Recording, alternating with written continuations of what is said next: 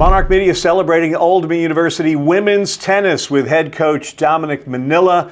We oftentimes talk about the conference championships and all those things that his team is doing, but today we're going to focus on Coach Manilla here a little bit. Why? Well, there's a number of reasons, including the fact that this year in 2025, the Norfolk Sports Club will honor Coach Manilla with the J. Roy Rodman Award, which goes to Virginia's best collegiate coach. Congratulations, Dom. Good to see you again. What's that make you feel? Well, thank you, Ted. Happy to be here. It was an overwhelming feeling when I learned it. I was definitely excited and happy, but I'm not really sure how I feel about it yet. It seems overwhelming. It seems like somewhat of a pinnacle type of award to receive. So I'm just humbled. All right, we're going to go back to the beginning. And you're falling into the love with the game of tennis. When did that all begin for you? I know it's a family thing, yeah. But how did you first realize that this is pretty cool? I remember, so I always played tennis, just casually. And I actually started at a young age on the court with my dad when I was 3 was the first time I started playing. But then the summer from second grade going into third grade, I started going to work with my father. And I found the backboard and fell in love with the backboard. And that was kind of the key point of my tennis career, where that's all I thought about was tennis. From I guess I was 7 and turning 8, and that summer I would spend 6, 7, 8 hours a day on the backboard, which was on a basketball court at the ACAC Sports Club up in Charlottesville, and just fell in love with it. I can draw a direct point to that. That's when it happened for me. Did it have the slats where you knew when it came off the angle there, you knew it was going to go over, and you had to play with that? Exactly. It was a plywood board, probably 5 by 8, and I spent that summer and the next summer, the summer after that, trying to put a hole in it. And eventually I did, but yeah.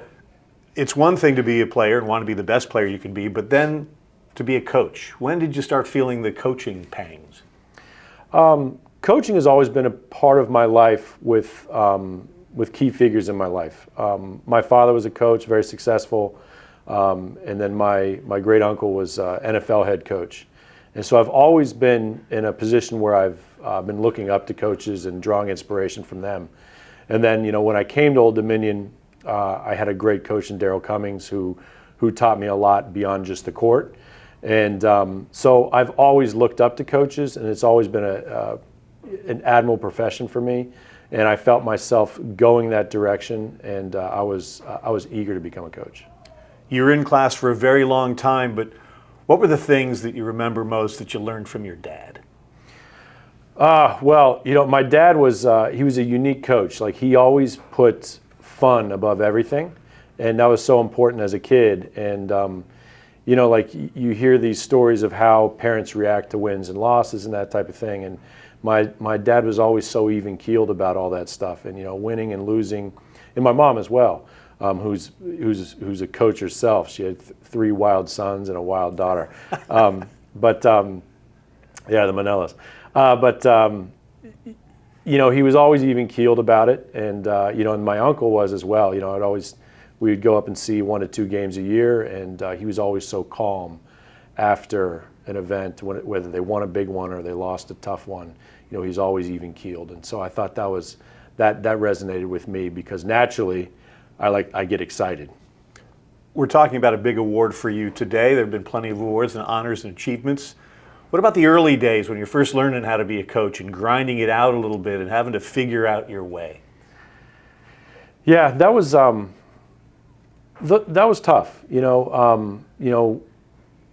Because I became a head coach at an early age, and you draw inspiration, and you want to mimic other coaches and all those things, but also trying to become your own coach and being your own person and applying whatever talents you have to resonating with the players.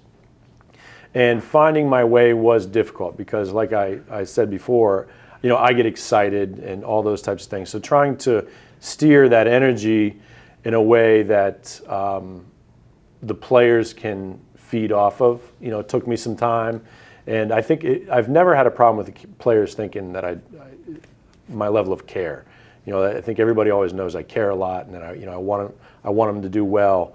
But making sure, learning how to communicate those things the right way was, it took some time, and I think it takes time for all coaches. Did you ever find yourself at maybe a little crossroads, a little Y in the road, where you said, why am I doing this? Maybe I should do something else. And how did you dig yourself out of that?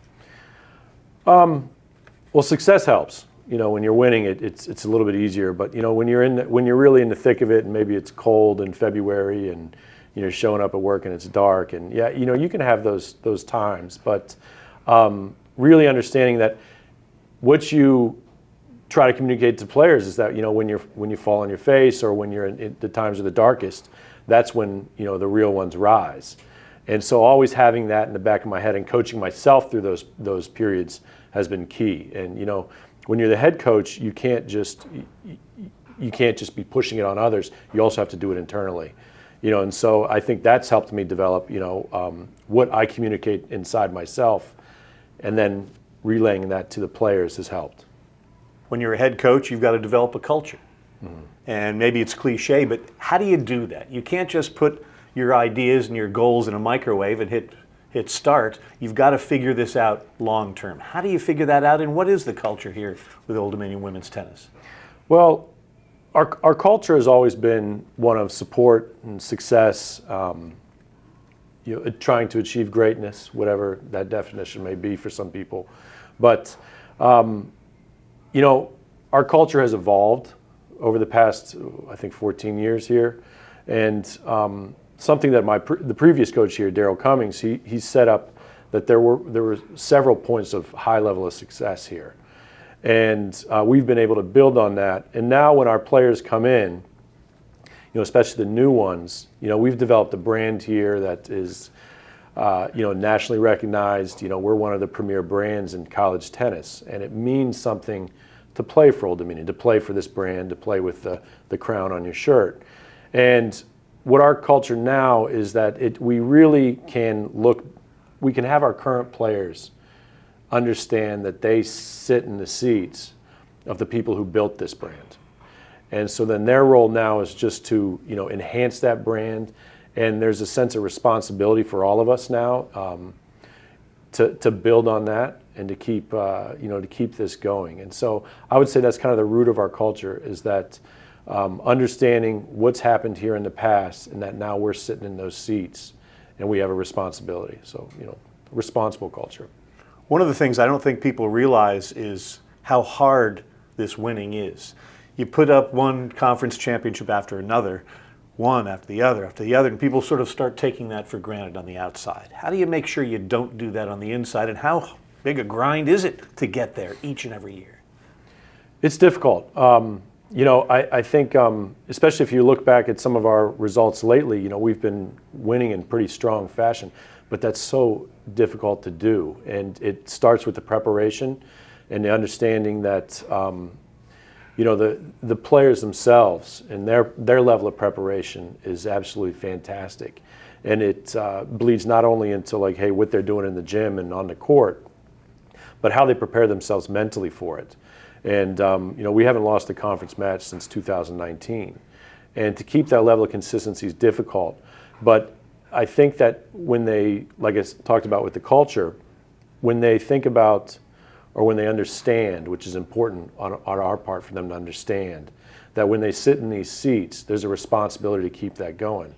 And it is an extra layer of pressure, for the players, but they put that pressure on themselves and they thrive under it, And I think that some of our best athletes here actually thrive under pressure, thrive under stress, and we welcome that stress, and it helps develop us, and it makes us a little bit tougher, each match we go along in the season, and then, from where we've been going from season to season, because everybody understands that responsibility of who sat in those seats before them, and that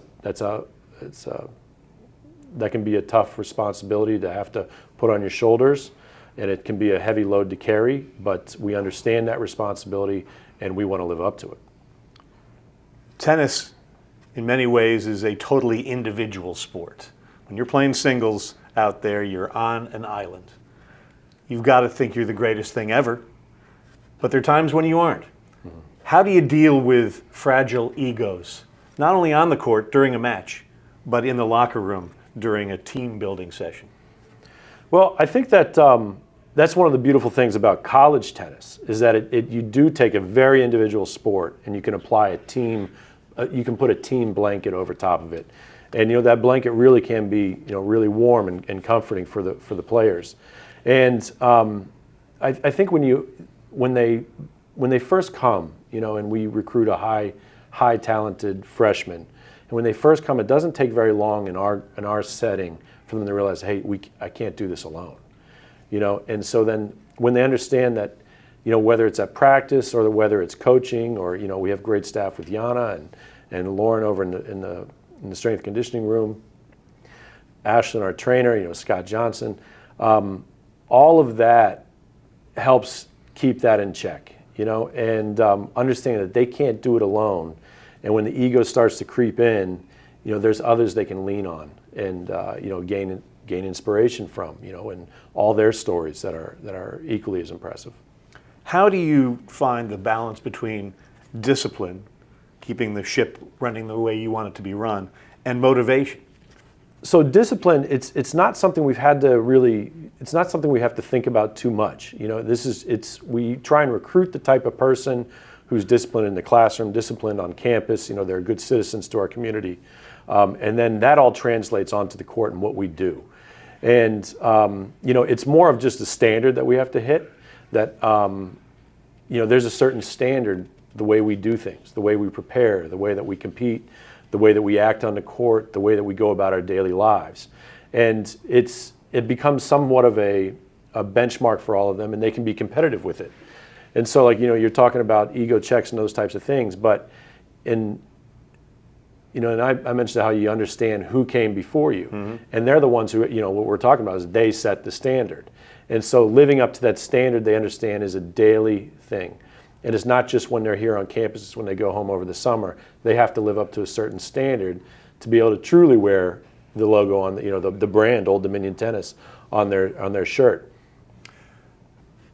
The ingredients to being a really good tennis coach. Now, I'm not talking about a tennis instructor, forehands and backhands and all those types of things. How do you succeed as a tennis coach? Because you can't go out there and call timeouts and give them a hug or whatever, but what can you do? Well, you want to be somewhat of an inspirational figure for them. And,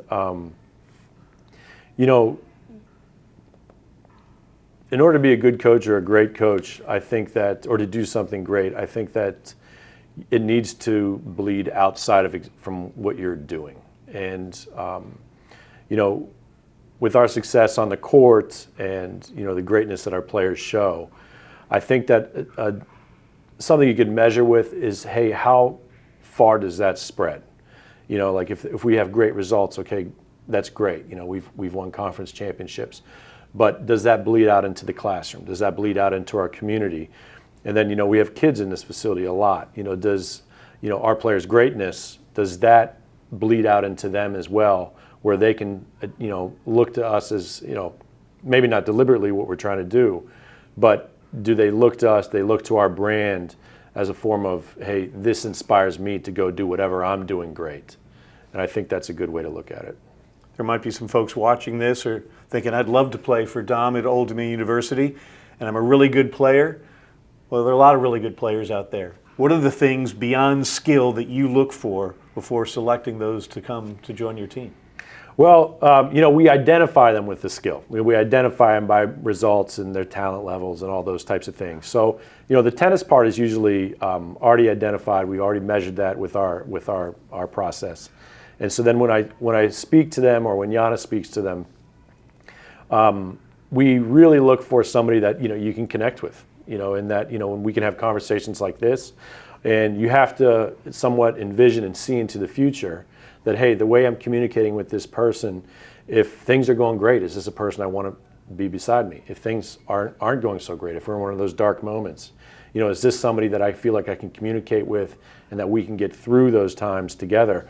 And, finding people that can come into our program, understand the responsibility of sitting in those seats that the players that came before them, and, living up to that responsibility. We take a great deal of care and put a lot of attention on the academic side of things. And when you see the type, we identify the best players in the world to come. And when you can find somebody who can achieve at that level on the court, which is a grueling sport, achieve there, and they're also achieving, in their academic life, and then everything else just seems to fall into place, because those are the two main components of the type of people that we're recruiting. Is they identify themselves as tennis players. That's their entire life. It all surrounds themselves. It's an all-encompassing thing. But when you see other parts of their life that they're excelling at, then usually that's a good sign of a real high-quality, individual. When you're recruiting international players, I would think you have to take more responsibility when you're bringing them so far from home into a foreign land, into a foreign situation. Every freshman's in a foreign situation. But when you're an international freshman, it's got to be, the degree of difficulty on that dive has to be a little higher. Yeah, they're far away from their support group, and you have to bring them over here. First, you got to sell trust, and you got to convince them that they can trust you. And that's not just saying, hey, you can trust me. It's not just that. It's like, hey, you have to do that in your actions. You have to be consistent with your actions and showing them that they can trust you. And sometimes that includes, hey, telling them where they might be making mistakes or they might be going down the wrong path. And then when you get them on that path of success, or whatever that definition is, when you get them on it again, that helps build trust. And so really it's, when you bring them over here, you are somewhat of a, I don't want to say parental figure, because the parents are the parents. They're the most important people in their lives. Nothing's more important than family. And when they come over here, we have to not necessarily mimic it, but we have to have that level of support for them. Like with I was an American player here, and when I fell on my face, you'd call mom, call dad, and they kind of guide you through those things. And in this situation, they're not always, able to be reached or whatever, time differences and these types of things. We have to be there for them in all aspects of their life. So it is a greater responsibility, but it's one I enjoy. You're an alum coaching at your alma mater. Yeah. What's that like? That's fantastic. We've had a lot of success here at Old Dominion with our brand. The ODU tennis brand has been fantastic. It was a fantastic brand when I came here, when I played here, when I coached on the men's side here. It's neat. I'm in a unique situation, I think, as all coaches who coach at their alma mater are.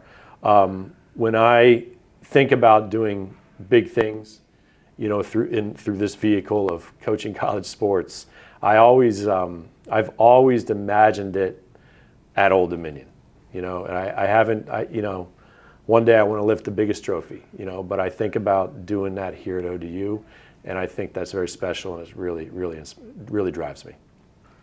Relationships with players begin before they're Monarchs and last long after they're Monarchs. What do you think players from 10 years ago, or eventually 20 years ago, would say about you as a coach? What do you want them to remember about you as a coach? Well, each relationship has been different. I have some players who've gone their 4 years calling me coach. I've had several players go through their 4 years calling me bro. So each relationship's been a little bit different, but I hope that I've had an impact on their life, and not only through tennis, but just somebody who's kind of pushed them and pushed them to go be their best. And they know that I saw the best sides of them. I know them a lot. I know it makes all our players happy. I know it makes them sad. I know it makes them laugh. I know it makes them cry. And when you know somebody at that intimate level, you know how great they can be. And I hope that from this journey that we went on here at Old Dominion, that they can all look back and say, oh, I got better from that. Whether it was extremely positive or there was some points in the road where they felt they were in the dark, I hope they feel like they got through them because of this journey here, and they're better for it, and they can look back on it in a positive mindset. When you think about rewarding moments in your career, do you think more about the stuff you're just talking about and the off-the-court stuff, or do you think about the trophies, or does it all mix together very nicely? The trophies are a nice way to measure it. You get rewarded for what we've accomplished here, but I think the feeling of enhancing this program to what it is today, and the feeling of, Sophia spoke at the Endowed Scholarship Luncheon yesterday, and just seeing her do that and with that confidence to speak in front of, there's a couple hundred people there, that brings me great joy.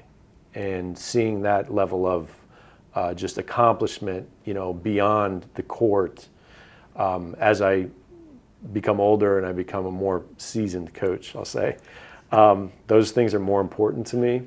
Early on, man, it was about the trophies for sure. Trying to win as much as you could, trying to take down this team or that team. But it all blends together nicely. I think you put that well. But seeing them do those types of things is important. All right, let's write a headline for Dom Manilla's career. What's that headline say? Did his best. You can also say champion on and off the court. Dom Manilla, congratulations on what you've done thus far. We know you're just in the middle of this round. Lots of years to go for you, and we appreciate the time, and we look forward to seeing what happens next. Thanks so much, Ted.